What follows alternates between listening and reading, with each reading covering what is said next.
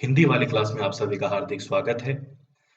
वर्ण विचार भाग प्रथम के अंतर्गत सबसे पहला प्रश्न है, भाषा की सबसे छोटी ध्वनि क्या कहलाती है? भाषा की सबसे छोटी ध्वनि अर्थात ऐसी ध्वनि जिसका अंतिम विभाजन कर दिया गया हो एवं आगे विभाजन किया जाना संभव नहीं हो, ऐसी ध्वनि को वर्ण कहा जाता है। उदाहरण के तौर पर सबसे पहले अगर हम व्यंजन ध्वनियों की बात करें तो स्वर रहित व्यंजन ध्वनियों को वर्ण के अंतर्गत शामिल किया जाता है। पहचान के तौर पर यदि व्यंजन ध्वनियों के साथ हलंत का प्रयोग किया गया है, तो ऐसी स्थिति में वो वर्ण के अंतर्गत शामिल की जाती है। यदि व्यंजन ध्वनियों के साथ स्वर का प्रयोग कर दिया है, तो ऐसी स्थिति में उनको वर्ण नहीं मान करके उनको अक्षर के अंतर्गत माना जाएगा। तो ऐसी व्यंजन ध्वनियाँ जो स्वर रहित है, वो वर्ण के अंतर्गत शामिल होगी और ऐसी व्यंजन ध्वनियाँ जिनके साथ स्वर का प्रयोग किया गया है, ऐसी व्यंजन ध्वनियों को अक्षर के अंतर्गत शामिल किया जाएगा। अगर हम स्वर की बात करें, तो स्वर को दोनों श्रेणियों में जो है वो शामिल किया जाता है। लेखन के आधार पर जो सभी स्वर हैं, वो वर्ण के अंतर्गत माने जाते हैं और उच्चारण के आधार पर जो सभी स्वर हैं, वो अक्षर के अंतर्गत शामिल किए जाते हैं। अर्थात जो स्वर हैं, वो सभी स्वर वर्ण के अंतर्गत भी शामिल किए जाते हैं और अक्षर के अंतर्गत भी शामिल किए जाते हैं। लेकिन व्यंजन ध्वनियों के मामले में जो स्वर रहित है, वो वर्ण के अंतर्गत शामिल किए जाएंगे और जो स्वर सहित है, उनको अक्षर के अंतर्गत शामिल किया जाएगा। यहाँ अगर हम शब्द की बात करें कि शब्द क्या है, तो दो या दो से अधिक वर्णों का व्यवस्थित सार्थक समूह जो है वो शब्द कहलाता है। और उसी शब्द का प्रयोग जब हम वाक्य में कर देते हैं, तो वाक्य में प्रयुक्त वह शब्द अन्य शब्दों के साथ संबंध स्थापित कर लेता है, तो ऐसी स्थिति में वो पद कहलाने लग जाता है। उदाहरण के तौर पर हम देखें तो एक वाक्य हम लेते हैं कि राम आम खाता है। इस वाक्य में जो राम है, उस राम को हम अगर स्वतंत्र रूप से लिखें, तो यह शब्द की श्रेणी में माना जाता है। लेकिन इसका प्रयोग जब हम इस वाक्य में कर देते हैं, तो वाक्य में अन्य शब्दों से इसका संबंध स्थापित हो जाता है और ऐसी स्थिति में यह पद कहलाएगा। अगला प्रश्न हम लेते हैं, निम्नलिखित में से अक्षर ध्वनि नहीं है। अभी पूर्व प्रश्न में हमने चर्चा की है कि जो सभी स्वर हैं, वो अक्षर के अंतर्गत भी स्वीकार किए जाते हैं। तो विकल्प नंबर 1 और विकल्प नंबर 2 दोनों में स्वर है, तो दोनों जो है वो अक्षर ध्वनि है। तीसरे विकल्प में जो श है, उसके साथ स्वर का प्रयोग प्रयोग कर दिया है। तो स्वर का प्रयोग कर दिया गया है, तो व्यंजन ध्वनि के साथ अगर स्वर का प्रयोग हुआ है, तो वो अक्षर की श्रेणी में मानी जाएगी। और ऐसी व्यंजन ध्वनि जिसके साथ स्वर नहीं है, स्वर रहित व्यंजन ध्वनि जो है वो वर्ण के अंतर्गत शामिल की जाती है। तो इस प्रश्न का जो सही उत्तर होगा वो 4 नंबर विकल्प यानी तय होगा।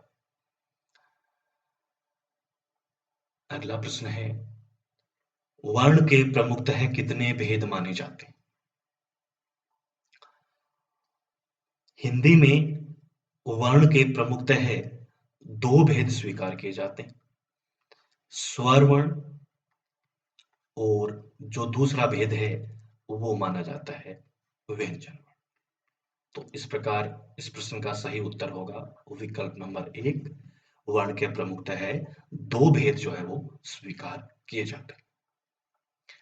अगला प्रश्न हम लेते हैं कि हमारे मुख से स्वतः उच्चरित ध्वनियां कहलाती है। हमारे मुख से स्वतः उच्चरित ध्वनियां अर्थात ऐसी ध्वनियां जिनका उच्चारण करने के लिए अन्य किसी सहायता की आवश्यकता नहीं होती, ऐसी स्वतः उच्चरित ध्वनियां जो है वो स्वर ध्वनियाँ कहलाती हैं। जब किसी ध्वनि का उच्चारण करने पर हमारे फेफड़ों से उठी हुई श्वास वायु मुख में आकर बिना किसी रुकावट के, बिना किसी बाधा के, बिना किसी संघर्ष से मुख से बाहर निकलती है, तब वह स्वर ध्वनि कहलाती है। और चूंकि स्वर का उच्चारण करने के लिए अन्य किसी सहायता की आवश्यकता नहीं पड़ती, अन्य किसी ध्वनियों की आवश्यकता नहीं पड़ती, तो इसलिए जो स्वर हैं उनको स्वतः उच्चरित ध्वनियों के अंतर्गत शामिल किया जाता है। तो स्वतः उच्चरित जो ध्वनियां हैं वो स्वर ध्वनियां कहलाती हैं। अगला प्रश्न हम देखते हैं, स्वर की सहायता से उच्चरित ध्वनियां कहलाती है, अर्थात ऐसी ध्वनियां जिनका उच्चारण स्वर की सहायता से किया जाता है, ऐसी ध्वनियों को जो है वो व्यंजन कहते हैं। अगर व्यंजन में स्वर नहीं है तो ऐसी व्यंजन ध्वनि का हम उच्चारण नहीं कर सकते। उच्चारण करने के लिए हमें स्वर की सहायता की आवश्यकता होगी। तो स्वर की सहायता से उच्चरित ध्वनियां जो है वो व्यंजन ध्वनियां कहलाती है। अगला प्रश्न है, हिंदी वर्णमाला में स्वर ध्वनियों की संख्या है। हिंदी वर्णमाला में स्वर ध्वनियों की जो संख्या है वो 11 स्वीकार की जाती है। 11 ध्वनियां कौन कौन सी है?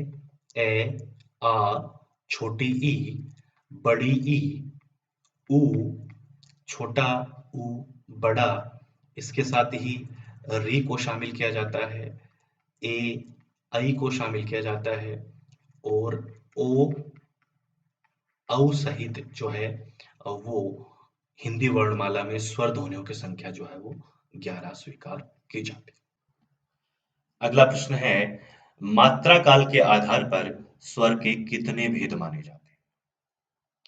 मात्रा काल अर्थात किसी भी स्वर के उच्चारण में लगने वाले समय को ही मात्रा कहते हैं। हिंदी वर्णमाला में मात्रा काल के आधार पर स्वर के मुख्य रूप से दो भेद स्वीकार किए जाते हैं। पहला भेद है ह्रस्व स्वर, और जो दूसरा भेद स्वीकार किया जाता है वो है दीर्घ स्वर। सबसे पहले हम ह्रस्व स्वर की बात करते हैं।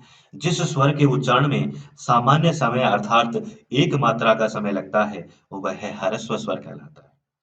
एक मात्रा का समय लगने के कारण ह्रस्व स्वर को एक मात्रिक स्वर भी कहा जाता है।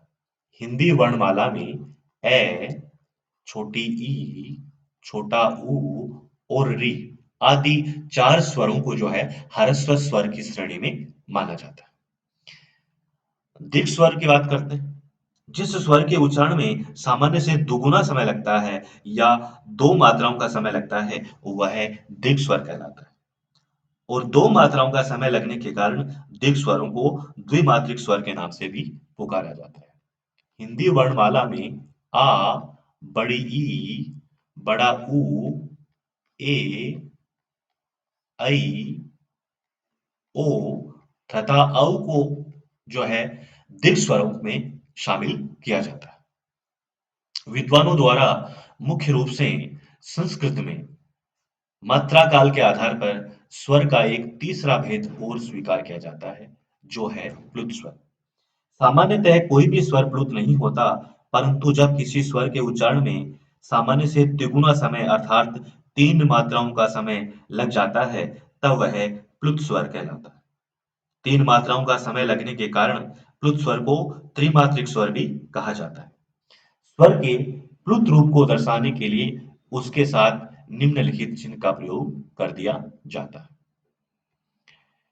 हम ओम के माध्यम से भी देख सकते हैं कि ओ स्वर के बाद में जो हमने ये चिन्ह लगाया है, ये चिन्ह ओ के प्लुत रूप को इस चिन्ह के माध्यम से दर्शाया जा रहा है। अगला प्रश्न है, निम्नलिखित में से सत्य कथन है।